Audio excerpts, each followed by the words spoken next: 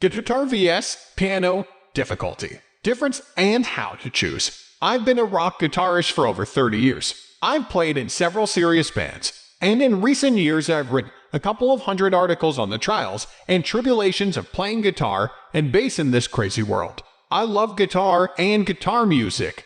Choosing to learn to play is a decision I have never regretted. However, long before I ever touched a guitar, I played piano. Not that I had a choice. One day, back when I was a little kid, a couple of burly dudes showed up at my house and dropped an upright piano right in my living room. My mother could play pretty well, and I thought that was fun.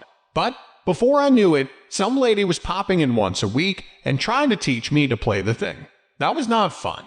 Those lessons were excruciating, and I did everything I could to get out of them. But I did find myself fascinated with music, and I tinkered endlessly with the piano when nobody was around. I paid attention to my lessons well enough to understand how chords worked and to remember the names of the notes. I even taught myself a few songs.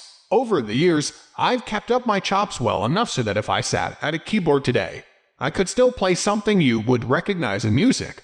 More importantly, the time spent with the piano gave me a kind of reference I could always look back to when things got confusing on the guitar. I assume you are here because you are trying to decide whether it is easier to learn guitar or piano. There are many great instruments for beginners to learn, but in my opinion, these are the top two.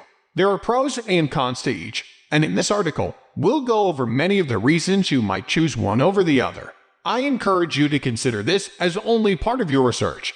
You should read and learn everything you can about each instrument before making your choice. In this article, I will try to address some of the main issues, and hopefully, by the time we are done, your path will be more clear. Piano and guitar are similar in that both instruments are in the string family. I know you're thinking you can see the strings on the guitar well enough, but a piano sure looks like it has keys. When you play a key on a piano, it engages a little hammer that strikes strings housed in the piano body. So, where a guitar only has 6 strings, a piano typically has around 230 strings. The guitar and piano are also similar in that they are both chromatic instruments, meaning they are capable of producing every note of the chromatic scale. This is useful from a music theory perspective. And the reason I said the piano always provided a reference for me when things got confusing on guitar. If you have yet to begin learning either instrument, you probably don't know what a chromatic scale is, and music theory is likely the last thing on your mind. That's okay.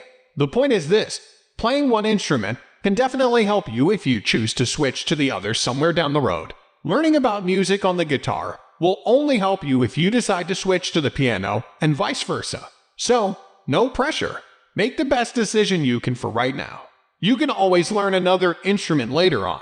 Aside from whacking strings with hammers instead of playing them with a pick, and aside from obvious portability issues, there's one major difference between guitar and piano. That is the way each instrument is laid out.